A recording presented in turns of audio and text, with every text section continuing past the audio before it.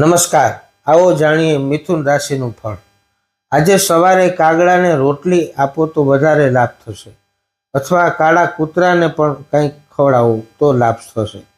કોઈ સારી ખબર અથવા એવી ખબર કે જેની તમને લાંબા સમયથી રાહ જોતા હતા એ ખબર તમને મળશે। આત્મવિશ્વાસમાં વૃદ્ધિ થશે। દરેક મુશ્કેલીઓથી નીકળવાનો રસ્તો મળશે।